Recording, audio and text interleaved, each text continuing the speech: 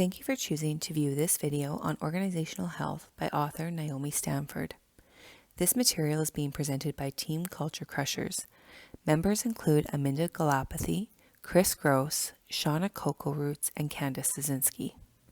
Before we get started, please check out our participant worksheet posted in Moodle under Unit 2 Forum, Video Links, and Discussion. You can use this tool to capture your learnings over the next 10 minutes and help to formulate your response to our video.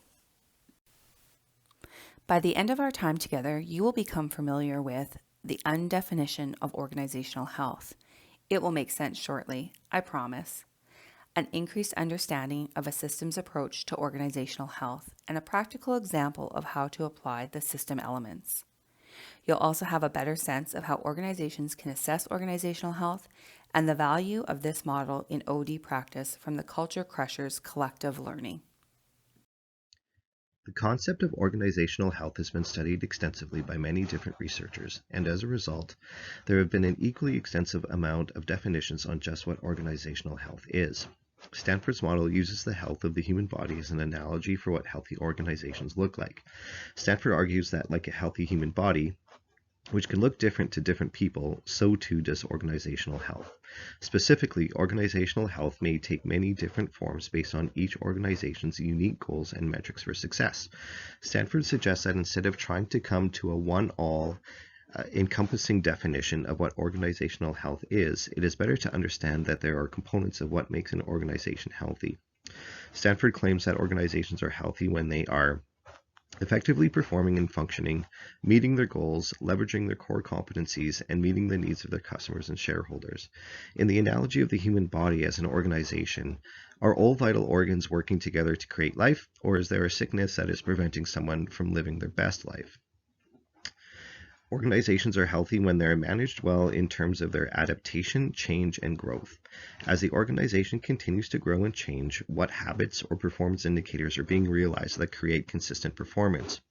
In the analogy of the human body, it's similar to creating realistic and achievable health goals and striving to meet them, rather than undertaking fad diets and workout regimens that may work in the short term but are too intense to create sustained change over time.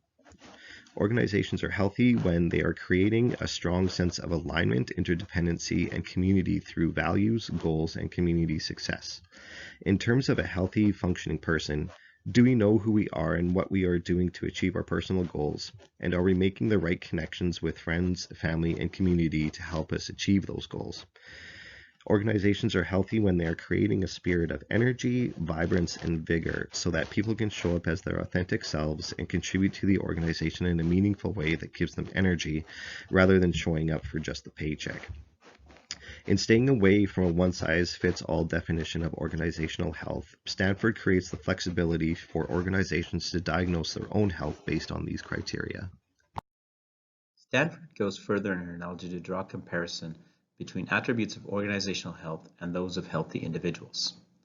When we think of bringing our whole selves to work, our organizational health can certainly have an impact on our individual health, and the analogy Stanford provides helps to demonstrate that connection. Brilliantly, she has broken these attributes into three specific categories: leading a life of purpose, quality connection to others, and finally, positive self-regard and mastery. Digging deeper into each of these, Stanford identifies commonalities between the two systems under each category. For example, leading a life of purpose. Stanford identifies clear mission and goals and integrity as being important for both organizational health and healthy individuals. Additionally, organizations may have a quality focus while individuals focus on being productive. With respect to quality connection to others, attributes include open and honest communication, opportunity, trust and safety, and a sense of belonging to the bigger picture for organizational health. Contrasting that with healthy individuals, attributes related to connection include having a strong, positive social support system, emotional competence, and communication competence. Finally, positive self-regard and mastery. This category emphasizes a focus on self-development, growth opportunities, and a focus on physical and mental well-being. As an individual, having hope and optimism, self-awareness, and humor are attributes of health. For an organization, it's about encouraging balance, positive physical work environment, and having supports in place to address problems. There are a number of additional attributes Stanford references that can be found in Chapter 1, Table 1.1 of her book, Organizational Health: An Integrated Approach to Building Optimal Performance. As we break down the systems model for organizational health, we will explore the 10 elements a bit further and provide an example of how you may use this as a diagnostic tool. Mission and vision. Is there a clear vision for the organization? Do they know where they are going and why they are going there? Values and operating principles. What values are important to the organization? Do the stated values align with the behavior expressed and rewarded within the organization? And are decisions made with consideration to the values? Goals and performance metrics. Are the organizational goals aligned to the mission and vision? Does everyone see how they contribute to these goals?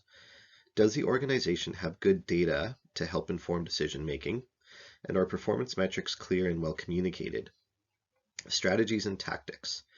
Is there collective ownership and accountability for the success and failures of the whole organization? Are the strategies aligned to organizational improvement and progress? Structure. Does the structure of the organization have internal mechanisms to support collaboration? Are structures in place to create a culture of continuous improvement? Processes.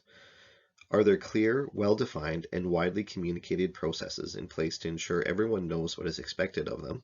And do these processes support individuals in making holistic decisions? Systems. Are managers using consistent and well understood systems to execute on their responsibility to coordinate the organizational activities across the enterprise? Technology. Does the organization have the right technology in place to support their business? Are they willing to get the right technology in place if not? People.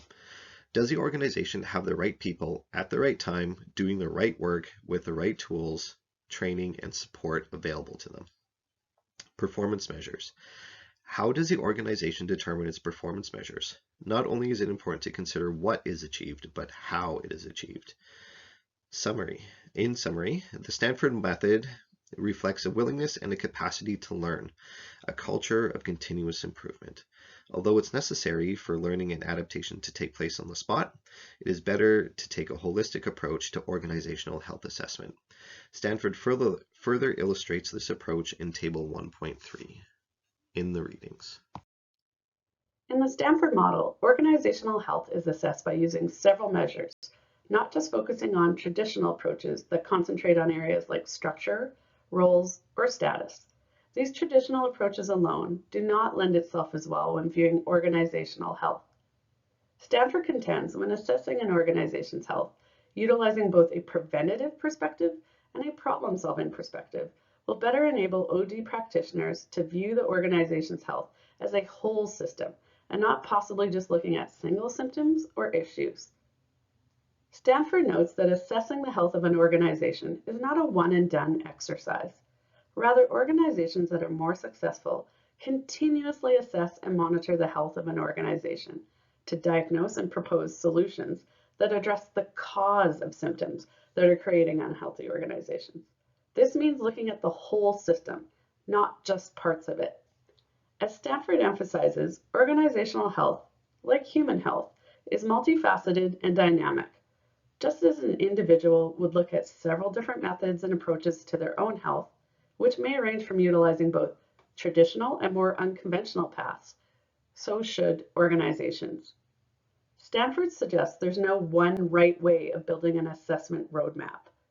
OD practitioners can look at multiple assessment methods available, focus on the organization's needs or cause of the symptoms, and then build a tailored, preventative approach.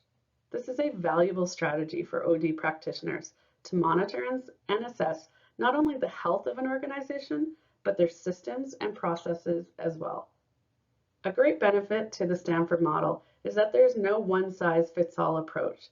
This method can be tailored, customized, and continuously evolve to each unique organization's health and vitality assessment needs. The analogy of the organization to that of the human body is intended to help people and organizations understand how to apply the same principles of maintaining a healthy, thriving body to maintaining a healthy, thriving organization. This approach simplifies complex theories. The approach also emphasizes the importance of diagnosis and understanding root causes instead of responding to symptoms, encouraging a systems-based approach.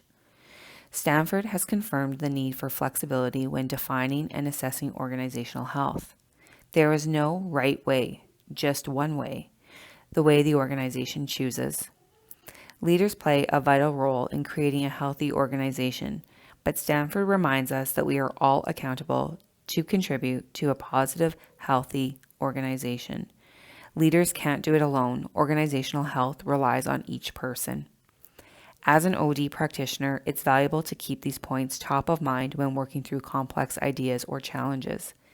Being able to speak knowledgeably on a specific topic area, like organizational health, is not only important to build the confidence of the practitioner, but also the client's confidence in the practitioner.